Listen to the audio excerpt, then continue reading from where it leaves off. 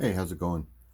I thought we would take a look at some of the stuff in the hallways and on the walls that I kind of maybe skipped over in a video from fairly recently ago. So let's take a look at some of this stuff more closely. This is a Madman promo poster that I got from my friend Dave, who used to own a comic shop. And I will soon, I'm going to give this to my son because he's a really big Madman fan, and I'm sure he would like to have this framed and on their wall. Here's some books, like all different types. Kind of see through here. I'm not going to read all the titles, but you can get an idea of what's on the shelves here. It's just a mixture of stuff. There's like some reference books here. There's some fiction. There's some travel stuff. There's some kind of self-help. There's Leo Biscaglia. Oh, look at this People's Almanac. Yeah, that's a really good book right there. So is this C.S. Lewis down here. So is this Chuck Barris, Confessions of a Dangerous Mind, where you learn about how Chuck Barris was actually a CIA agent the whole time. This is a great book, Summer of 42.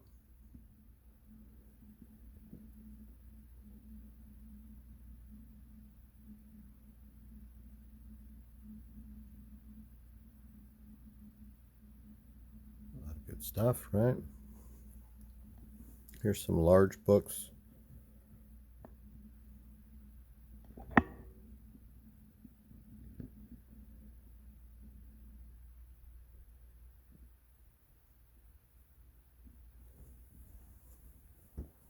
Here's this. We skipped over this the other day, but it's pretty nice what this plaque says. It's hard to read. What does it say? I can't even read it.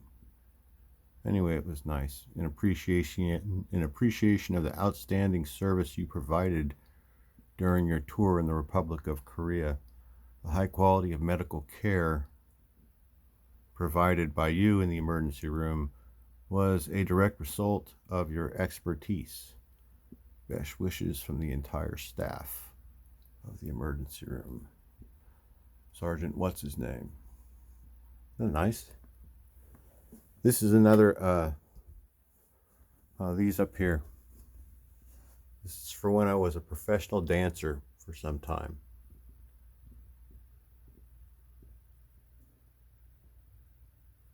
Yeah. I won first place.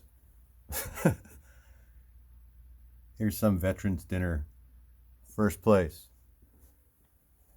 These over here, most of these are for drinking and divorcing. This is another Madman thing that I'm going to give to my son for sure. It's an uncut card set of all these different artists that drew different interpretations of the Madman character.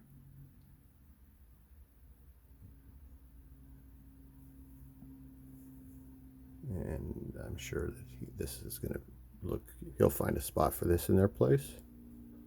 It'll be perfect.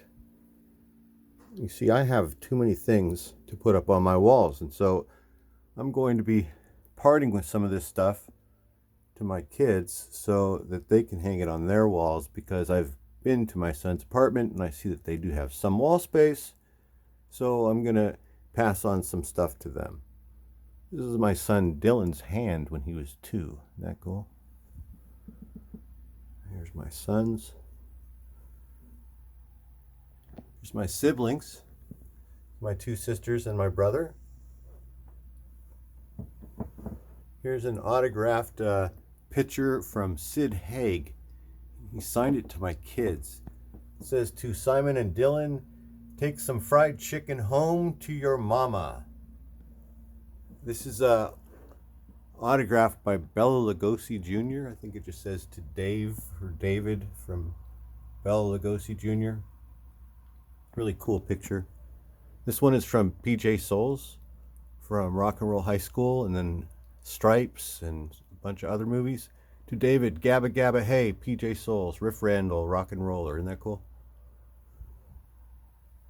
This is from Brent Jones, tight end for the San Francisco 49ers, a world champion San Francisco 49ers today. Best wishes, Brent Jones. This is a photo autographed to my father. This is my father on the far left. My father used to work for Bell Helicopters, and part of his job used to be flying important people. And in this picture, he is flying the Reagan family in about 1968 or 1969, I'm not sure the year. To Gene, to Gene with real appreciation and best regards, Ronald Reagan. This is my mother during the Portuguese celebration. She's an angel. I don't know, probably about 1928, 1929, 1927, something like that. Here's some books. Here's a rack right here. Let's look at this real quick. These are these digests. Do you guys remember these? I mean, they were fine to read when you were a kid, but they're really not that easy to read now as an aging gentleman. Very small print, but these are good ones. This is my entire collection. I don't have a huge collection of these DC digests, but remember these? They used to kind of sell them at like the checkout stand. I remember seeing these just like at a market or something. So this is Sugar and Spike. It's a great title. If you've never read Sugar and Spike, this comes in regular comic book format by this great writer and artist named Sheldon Mayer. He had a really funny sense of humor, suitable for both adults and children. Very, very funny. Get over there. Here's Superman's pal, Jimmy Olsen. This is like a new looking cover, but despite what the cover shows, on the interior, you get a lot of old Jimmy Olsen stories that are really good. See, look, this is all the stuff that you get to see. The many roles of Jimmy Olsen.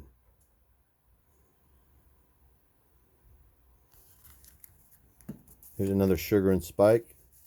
You can see I like Sugar and Spike. One of my earliest comic books in my collection is a one issue of Sugar and Spike. So I only had this one issue of Sugar and Spike probably when I was about 5 or 6, and I kept it for the whole time. I still have it. So I just kind of read that when I was like 5 or 6 multiple times, and so I got to know these characters and understand the sense of humor that was happening in here. Bernie the Brain. This is about babies that everybody else thinks that they're just talking in baby talk, but actually they have a whole advanced society going on that involves them. They're communicating with each other and they're formulating plans, going on adventures. Superboy, 10 boyhood adventures of Superman. Smallville celebrates Superboy Day. That looks cool, right? That's a nice cover. I like it. Superboy presents the people of Smallville. Who's this guy? Number 8. Are you familiar with him? Police Chief Douglas Parker. No, I'm not really. Who's 6? Theater doorman James Hunter. I hope all these people are in these stories in here. But like I mentioned, look at how small it looks. Pretty. It doesn't look that small like on this, but it's actually pretty small. The print is pretty small. Here's an Archie Comics digest. 75 center. Number 34. These are always good for a laugh. Maybe the most common Comics Digest would be an Archie style Comics Digest. These used to be in all different supermarkets and everything, places that sold anything and everything all over the country at the checkout stand in little racks, just like the one where these are kind of on right now. Here's a really good one. This is the Madhouse Comic Digest number 2. This stuff in here is great. There's a bunch of monster and horror themed comedy going on inside here. I recommend this particular one that you're looking at. Out of everything we've looked at so far, I mean, it's all good. I like it all. I like the old Jimmy Olsen and Superboy stuff. I really like Sugar and Spike, but if you have to look for or buy anything, I recommend you get this right here. This is good. Madhouse Comic Digest is good. Here's some real present day ones that I don't even know how these came here. Somehow they arrived in my house, and I have them. This one is cool, though. It's the Alf Comics magazine. I think this is like the first 2 comic book issues of Alf, maybe, or something like that, from when Star Comics or Marvel Comics did Alf, I think. I don't know. This is La Pacifica. It's a 3-parter. I remember reading this and being underwhelmed, but I think that I would give it another chance and try and read it again. Oops.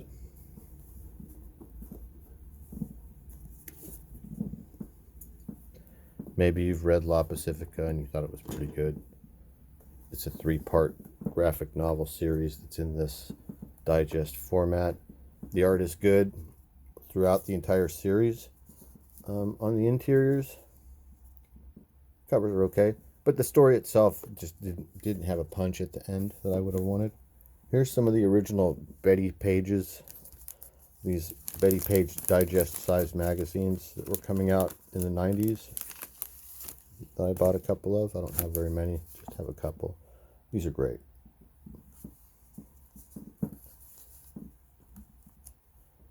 You're going to find nudity in here, but it's going to be, everything is going to be tasteful and cheesecake themed, that sort of thing.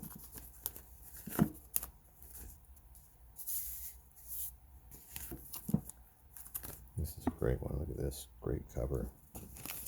Classic Special Jungle Girls issue. Here's some 45s. Just a couple. There's Pepe and the Mexican Hat Dance. There's Shazam, the World's Mightiest Mortal. Is that it? Here's a Masters of the Universe time travel book with a pretty nice cover by, I forget who this is, Joe Jusko or something like that. This is some reprint thing that came out about 15 years ago. Lon Mad Knight presents Crypt of Horror.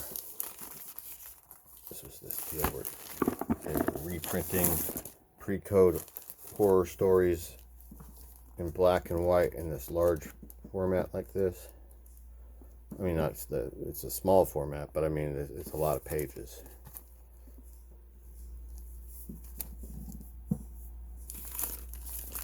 Here's a Planet of the Apes magazine. These are great. Take it right back, right? Vampirella, same thing. Fantastic. This is one of the earliest issues of Vampirella that I ever purchased off the stand when I was a little kid. There's a nice issue of Creepy. Another nice issue of Creepy. Look at that. In No Man's Land. Monsters Meet Men. 6 terror-filled savage combat stories. It's a nice creepy cover, isn't it?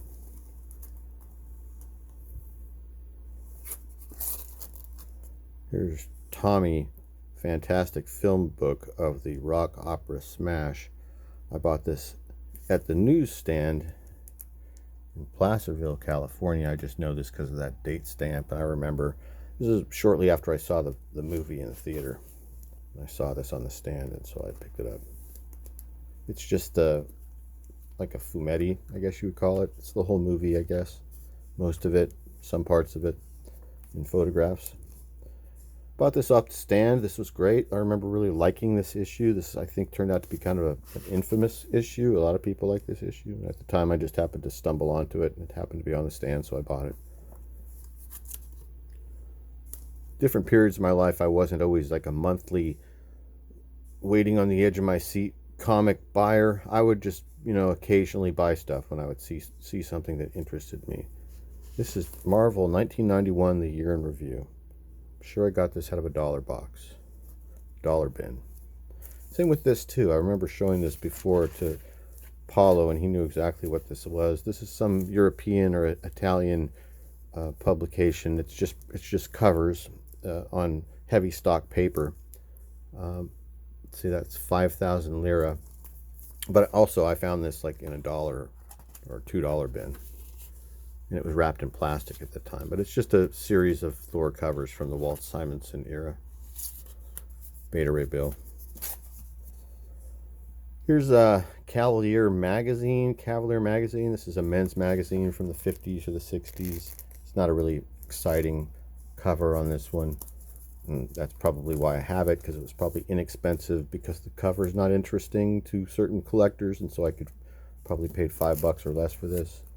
Here's Adam. This is like a contemporary of Playboy in the late 50s, early 60s.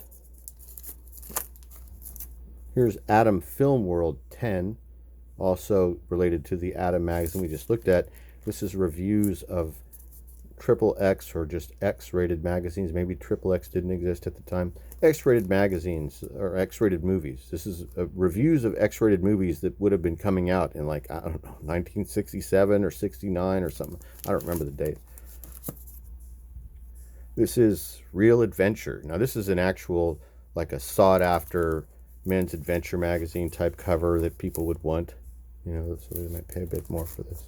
And this is the last thing we'll look at. It's a issue of Stag, Sex Life of the American Woman. I like it down here.